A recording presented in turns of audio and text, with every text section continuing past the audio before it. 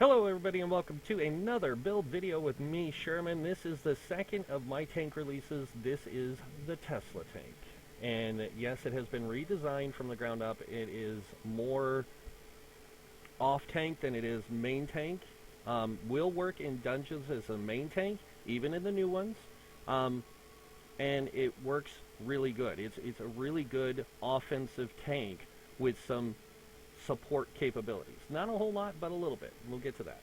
So, after looking at a lot of tank designs, I have to go through this, and seeing what Killer Mech had done with his Tesla tank, I made some revisions to it, and I hope he's not mad about it, but it works. It seems to work a lot better this way than the way he had it set up, and it's just a little bit more effective.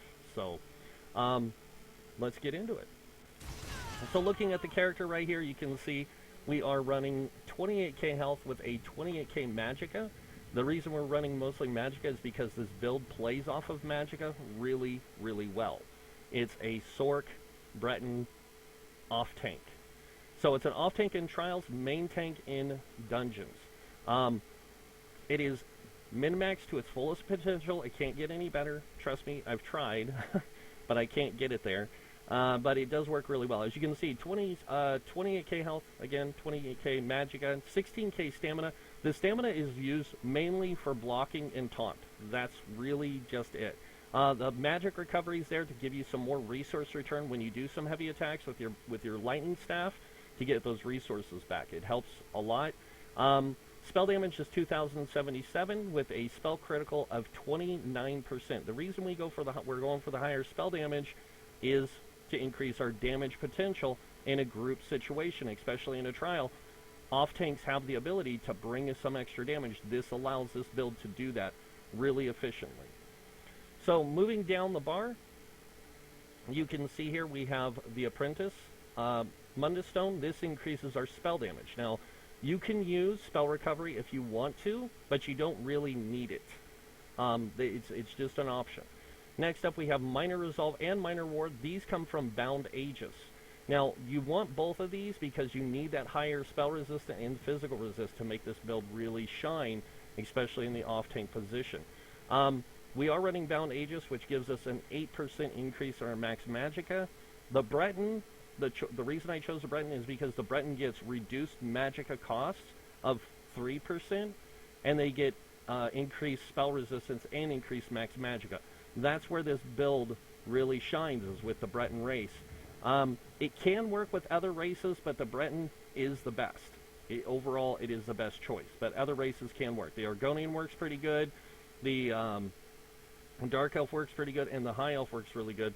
But the other races like Orc, Nord, all that kind of stuff, they work, but they don't have as good of effect, unfortunately. Next up, using Tri-Stat Food. That is going to be your main resource for maintaining your maximum stuff. You can use dual stat food, and I do have it set up here, just so you guys can see. It does give you a lot better stamina and health, or magic and health, but it drops your stamina too low. It drops it so low, in fact, that it doesn't make it effective for you to block with. So you really need that higher pool there. So go back into this. We're going to go jump right into the gear now, and the gear sets we're running, two of them are offensive, one is tanking.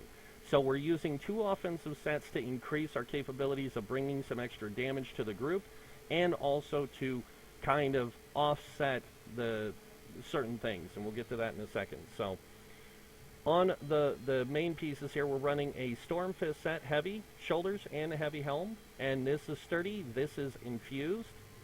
The chest piece is also infused, and as you can see, we're running Julianus. Now, the reason we're running Julianus is for the extra crit, the extra max magicka, and that extra spell damage, just to kind of give us a little bit more capabilities in our play style. You can also run magicka power pots with this, which makes it really good. Like, runs really good with magicka power pots, because you're not so focused on health recovery, it's more magic recovery for this build.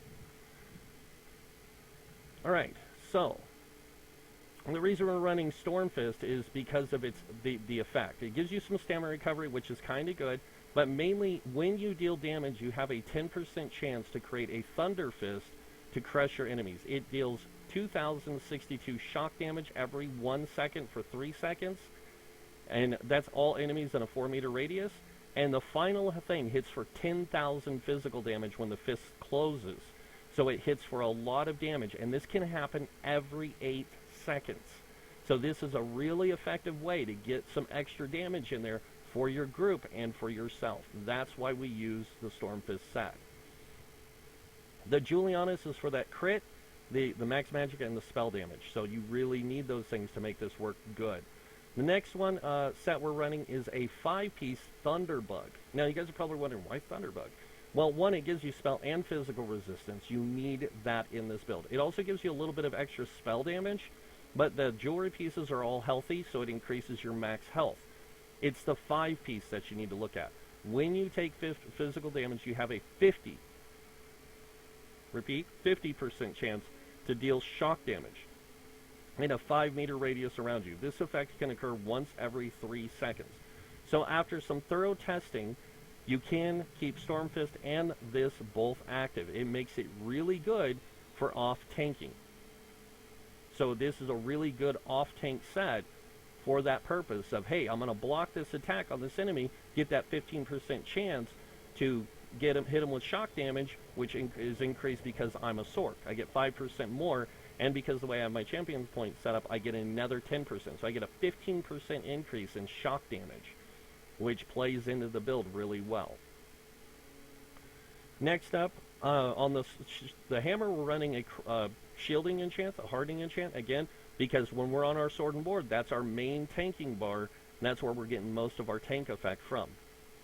On the shield, we're running a sturdy shield, because we're not running a bunch of other things, we're running sturdy. And on the jewelry here, we're running 2 magic recovery and 1 block cost reduction. Remember, low stamina, you want that greater block cost. So we're running 4 pieces of sturdy, 1 block cost reduction, some higher recovery, actually 5 pieces of sturdy, so we get a 20% increase in our block costs, another 20% from our champion points, and 36% from our jewelry. We also get that extra 203 reduced cost of blocking. So right out the door, you get 1730 minus 200, and that's 1500. Then you minus 36. It goes down. You minus another 20%, then another 20%, and it goes down even further. The total block cost on this is like 800. It's not bad. It's not great, but you're not going to be tanking like, say, the axes with this build. You'll use that other the barbarian, for example, to tank the axes, while this one tanks the main boss, because this one can bring more damage to the group. So when you're tanking that main boss at the end of Hellrose Citadel, you want him to be tanking that boss for the extra damage capabilities. Or her, depending. Moving on to the back bar, we are running a Thunderbug Lightning Staff with a Shock Enchant, and it is infused. I want you guys to see this when I switch bars. So you guys can see I don't drop too much in resistances. I drop enough to still stay survivable as a tank. Even with my buffs and everything, my resistances are pretty good. So that's kind of the benefit here, so that you can still tank even when running this staff. And if you need to block, you can still block. So, and it's still going to cost you stamina. You're just not going to have that greater defensive capability. So, moving on to the skills. So, just like the last Sorc I showed you guys, you want to unlock all the passives to this tree. You can just have this skill unlock, Crystal Shards, and you can just level it. You can unlock this if you want to, and again, Shattering Prison, much better option because it has exploding things that increase your DP, your damage potential. So, if you want to use this to lock enemies down, you can. Now, on the main bar, we are running some abilities, and we'll go through those in a second, but unlock all your passives here, unlock all your passives here, and you want to make sure that you use Harden Ward and Bound Aegis. They're very essential to this build, so make sure you unlock both of those. Moving on to the Storm Calling, you want Boundless Storms and Power Surge. The reason you want power surge is it increases both weapon and spell damage. It's mainly for the spell damage increase, not for the weapon damage, but the weapon damage does help, but it's also for the critical healing that you can get. This is where Boundless Storm comes into play. As you can see, it ticks shock damage every 1 second for 23 seconds. So it's ticking shock damage. It also grants you major ward and major resolve, increasing your spell and physical resistance, and it gives you major expedition, which makes it a lot easier for you to move in combat and move around. So, and just make sure you just unlock all your class passives. Moving on to the weapons skills, you want to make sure you have all your passives for Sword and Shield, mainly Fortress and this. These are the two essential ones you're going to need. The rest of them really help as well, so just make sure you max all this out. And then you want Pierce Armor, Deep Slash, and Absorb Magic. These are essential, again, to this build. On to the next weapon, you want Destructive Staff. On the Destructive Staff, you want to make sure you unlock Elemental Storm and Wall of Elements. These are, again, essential to the build. Increase your damage capabilities, especially when using Trifocus. Fully shock heavy attacks damage nearby enemies for 125% of the damage done.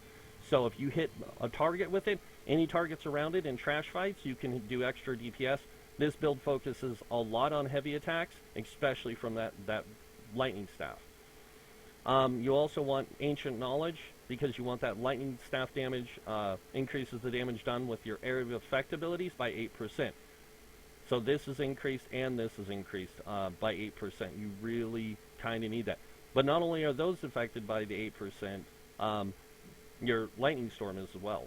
So, Destructive Expert, these ones are all really important, but you're going to be focusing on Lightning Staff when you're not tanking. So, on to the passives here. Make sure you get all the light armor passives, the first 3. You get the top 2 of the medium armor passives, and on the heavy armor you want all the passives. Moving on to World, again, Summon Souls and Soul Lock, you want these on the Soul Magic. In the Guild, Fighters Guild, you just want Intimidating Presence for quest purposes, and Banish the Wicked. Banish the Wicked is going to be essential for ultimate generation, especially against Undead, Daedra, and Werewolves. And most dungeons, again, have a lot of those in it. So making sure you have that consistency of ultimate gen is really important. This helps you do that. Moving on to the back bar, unlock everything in the Magicka tree. And also make sure that if you want, you can unlock Mage Light. But mainly you're going to be using it for balance if you utilize this ability. Balance is another way that you can manage your character in a dungeon, because it costs health. Or it's an instant cast, but it utilizes health to give you, it exchanges health for magicka, but it also gives you major ward and major resolve for 27.6 seconds. A lot longer than you get the other one from the class. Now this is one I would use if I was going to tank really difficult content. I would probably use this if I was going to be off-tanking some really difficult content for that magicka return. Because the build itself has to utilize the staff to get its magicka back. So, moving on, Undaunted, make sure you unlock the bottom 2, and Inner Rage. Inner Rage is a magicka taunt, and you want to make sure you unlock that. Moving on to the Alliance War Assault skills, you just need Aggressive Warhorn on the support side.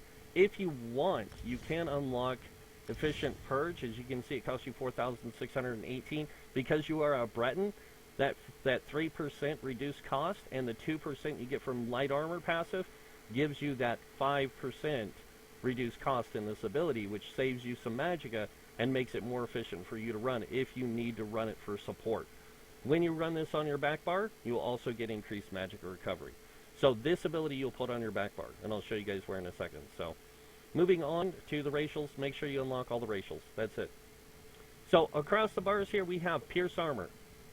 Like I said, doesn't do a whole lot of damage for you as this kind of a tank, but you get Major Fracture, Major Breach.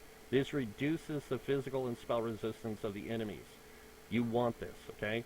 Now, you can run a Crusher enchant on this back bar, but I suggest not doing that, and the main reason why is because to keep consistency, you need it on both bars. You would have to have Crusher on both bars. So you can put Crusher on both bars, and that way when you drop your Wall of Elements and you switch bars, You still have the Crusher enchant. If you need to taunt, you can apply the Crusher enchant, switch back to your back bar, drop the wall elements, keep consistency of Crusher up more effectively. But we're not running it that way. And that's because of the changes to block costs, the changes to mitigation, and not resource management, but survivability, that kind of, or synergies, those kind of things. So, next on the bar is Deep Slash. Now, you're not going to be running Heroic Slash because you're not going to be building Ultimate as quickly, but it doesn't mean that you don't want to generate Ultimate. This is why you're going to be focusing with this build when you're not tanking on lots of heavy attacks, because it's going to generate a lot more Ultimate for you. And it works almost as effective as using Heroic Slash. Deep Slash is to apply Minor Maim to multiple targets, reducing the incoming damage from them. That's what that ability, that's why you use Deep Slash, and the main tank uses Heroic Slash. They need the Ultimate Gen more effectively, you need Ultimate Gen, but you also need to apply this to more enemies, and that's also a benefit to you. It also does extra damage to the enemies on the side, just a small amount, as you can see. Not enough to make a difference, but still, it helps. Moving on to the next one, Hardened Ward. This is going to be uber to this build. 12,370 point damage shield for 6 seconds. And it's increased again by 33%. So because of having 56 points in a Bastion, just like the other tank, it increases that damage shield capability, making it more effective. Next up we have Absorb Magic. You don't have to use Absorb Magic if you don't want to with this, because you can see it's a low point damage shield because it's a stamina ability. You can go with the other Defensive Posture and go with the other morph, which is Deflect projectiles or whatever. So it does the same thing, but you mainly want it for the extra damage mitigation on blocking and the reduced cost of blocking. This really, it adds up really good, and it gives you more consistency with blocking, especially with that lower stamina pool. On to the next one, we have Bound Aegis. This is like mega to this build. 8% more max magicka, increases, gives you both minor and major, minor ward and minor resolve, increasing both spell and physical resistance by 1320, and it's consistent. It's all the time. So this helps keep your survivability really good with this and your major ward, major resolve from either balance or from your class ability. Boundless Storm. Next up, Aggressive Warhorn. Again, max magicka, max stamina, max health. Increased by 10% for 30 seconds. This is essential. You need this ability to keep those resources higher, especially with having such low resource pools to begin with, like low health pool. You want that little bit of extra health to put you more survivable as an off tank. Moving to the back bar, this is where things get a little different. So on the back bar, we are running Blockade of Storms. This will take damage every second, and setting concussed enemies off balance for 4 seconds. So you can have a good way of keeping the effect of concussed up for your group, but you are running an infused staff with a shock enchant for that purpose, to get that off balance applied. This is where some of the support comes from this build. Next up is Inner Rage. This is your range taunt. You don't have a gap close or anything like that, but you can range taunt your enemies. That's the difference. So you're not using like shield charge or anything like that to get to your enemies. You're going to use Inner Rage to keep your enemies coming to you, kind of thing. Does a decent amount of damage and is a synergy. You need that extra synergy. So moving on to the next part, we have Power Surge. Now this is really important. You want that extra spell damage, but you also want that extra little bit of weapon damage as well. But you want it for the critical healing. That's the main point of this build, is the critical healing. That's how this tank stays alive, is that higher critical heal. The higher crits, the higher critical chance of healing. So next up is Boundless Storm. This is our major ward, major resolve. This applies with our bound armaments, our bound Aegis, which gives us minor ward, minor resolve. Those two things stack together, giving you good resistance values, but also activating this grants major expedition for a brief period of time. So it gives you greater mobility, so you can like range taunt an enemy and move in on them really quick, which is really good because you want to be able to do that. The next ability, of course, Bound Aegis, and then the final ability is Thunderous Rage. This one creates a cataclysmic storm at your location. You can see it's a low ultimate cost. This is for more when you're doing dungeons and not when you're doing trials. Now you can put on here, which is kind of cool, you can go over here and you can go to the Mage's Guild and you can put Meteor on there and put Shooting Star, which is the ice damage one, or the flame damage one. You can put this on there and it will give you some increased max magicka by 2%. But you don't really need it. So that is something you can do. Now, if you're not running Bound Aegis, I would suggest running Inner Light. This is also going to give you extra spell critical, and it's going to give you 5% max magicka. So you can trade out Bound Aegis for this if you want to, but I highly suggest not doing it because you really don't need that extra crit. You need this to keep this more effective for you. So, but yeah, that's pretty much the skills. We'll go over the champion points now. And again, I will explain what I would start with, suggestive-wise. So again, always start with the middle tree in the red, going into Hardy and Elemental Defender. These are your main damage mitigation sources in the red tree, and this is where you're going to want to focus your points in the beginning. Next up, you're going to want to focus your points in Ironclad, Thick-Skinned, focus here in the Hardy Elemental Defender, and then Bastion. Then the Hardy and the Thick-Skinned, not Hardy, Ironclad and Thick-Skinned, and then Expert Defender and this. So we'll go over these real quick. So 37 into Ironclad, this gives you a 15% reduced damage from direct damage. Thick-Skinned, 37 with 15% reduced damage from damage over time. We want 43 into Hardy and 43 into Elemental Defender. This just basically mitigates any kind of damage by 10%. So as you can see, we're not playing a Nord this time, so we have less damage reduction, but we have a little bit easier time getting to those higher resistance values. So it kind of helps having the higher resistance values and being more consistent with it. Moving on to the back bar, or the back bar, this one, we have 56 in the Bastion. This increases our damage shields by 2,000, or 20%, sorry. This is what helps with that front bar, the 5k damage shield, with the higher damage shield from Hardened Warden and stuff, and that's mainly why we're using it. We have 16 Expert Defender, reducing the damage taken from light and heavy attacks, and 8 into Quick Recovery.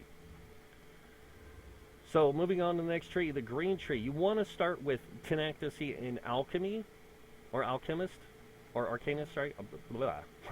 You want to focus on these two right out the door, and then the next one is Shadow Ward, and then you can focus on the other ones. So starting off over here, we have 23 in the Warlord. This reduces the cost to break free by 10%. So that saves us some stamina if we need to break free. The same thing with Bashing Focus, saves us some stamina. On the middle bar, we have 43 in Arcanist, increasing our magic recovery by 10%. Being a Sorc, you get 10% for having any Sorc ability slotted. So as long as you have a Sorc ability slotted, you get 10% recovery. And then 75 on Tenacity. So the 14% return on both stamina and magicka from heavy attacks. Moving on to this bar, we have 56 in the Shadow Ward. This reduces our block cost by 20%. 17 into 20, Tumbling, reducing our dodge roll by 7.81%, and then 10 into Befoul. The reason we put 10 into Befoul on this build is because if we do need Reverberating Bash for some dungeon encounter or something like that, you can grab it, and it's going to give you a greater a greater effect than the other tank we were running, which is 31%. This is 33%. So it just gives you that little bit of extra that the other tank couldn't. So the Barbarian couldn't. So that's how we do that. And we have this here for the extra reduced dodge roll cost, because we do dodge roll with this build. Not a lot, but enough to make to need this. Moving on to the next tree, we have 43 in the Bless. This is for our critical surge to make those heals hit a little harder and make it more effective. Next, we have 43 in Elfborn, or 23 in Elfborn, increasing our critical strike damage by 10%. So we don't need to worry too much because we're a Sorc. We get 5% more shock damage. We don't need 25% here or 20% here with 56 points like we did with the other, with the Barbarian. This works out better. Next up, we have 43 into Elemental Expert. This increases our Flame Frost, shock, and magic damage by 10%. So this improves all that shock damage that we're doing by another 10%. And this also affects the armor we're wearing and the monster set we're wearing. So it does boost those as well. And that 5% we get from our class also does. So that's 15% added to those two. When you're playing a tank, you mainly want to focus on here first. I know a lot of people say, well, you want to focus Bless first, but you don't. You really want to focus this area first because most of your damage comes from light and heavy attacks. Now, I did some adjustments for this build because it uses both sword and shield, and staff. So I kind of split the points to make it to where it could do a little bit of both really good, but not super effective. So we have 16 into physical weapon expert. This increases our light and heavy attack damage with our sword and shield by 10%. Now, since we're not using the stamina morph for bound armaments to go into, bound armor to go into bound armaments, we don't get that 11% extra from our light and heavy attacks. So we don't need as much into here, but we do need it. Do need this 10% from here with the 16 points, increasing the damage we do with our lightning staff. Now remember, everything you do with that lightning staff, heavy attack wise, is increased in damage. So this is where you need that 10% plus the damage bonuses it already gets. Moving on to over here, we have 23 into mastered arms. This increases the damage done with direct damage attacks by 10%. So between the two of these, that's 20% damage no matter what you're getting, plus this over here, which is 15%. So you're getting 25% more damage, or sorry, 35% more damage with your heavy attacks from the lightning staff. And then on the sword and shield, you're actually getting 20%, but you're also getting 30% because you're going to put 43 into here. But before we get there, 23 into shattering blows, again, works really good in some PvE encounters, works really good in PvP. I play my builds in both, so this helps me in PvP as well. Moving on over here, we have 43 into mighty. This increases physical, poison, and disease damage, so your light and heavy attacks are all physical. This helps you do some extra damage. Now, since you're not focusing on sword and board as much as damage, we only put 10 points into precise strikes to increase that critical damage we might get from those attacks by 4.78%. If you don't want to put the 10 points here, I would suggest just dumping them into piercing to increase your physical attack damage, because you're not going to be playing off the crits on the physical side. So maybe putting the 10 points in here, getting that 1,000 extra penetration is going to be more effective for you. And that is it for the tree. Let's see this build in action. Let me go ahead and close this out because we don't need it open. So we're going to go over here to the miner skeleton, and I'm just going to show you guys this quick rotation real quick on this, or a quick setup on this. So we're going to start with our Boundless Storm. Then we're going to go with Crit Surge. You're going to set down your AoE, Taunt, Heavy Attack, that. You're going to make sure you try to keep your shield and that up, so that way if you need to block, you can do this real quick and then block, and you can keep up the consistency. See, you don't do a lot of damage, but you do enough to kind of help, especially when you drop your wall. You put this up, because it has a good chance of keeping that that Storm Fist to proc. So that's the main reason why you want to keep those things up, is so you can keep that Storm Fist up. And if you need to get resources back, check it out. You're getting a lot of resources back from your heavy attacks. It works out really well, makes it really consistent and effective for you to maintain resources and stuff with that. And also, if you're just blocking, because you're using mostly magic recovery, you can get 1,000 magic recovery every second as long as you're in combat. So, or every 2 seconds as long as you're in combat. So you have an easier way of maintaining your resources. So, and then when you do a heavy attack, it takes 2 seconds to fully charge through that, and by that time you also get the 1,000 magicka from your magic recovery, plus you get the heavy attack together. So you get a lot more resources back in those heavy attacks with the magic recovery. So,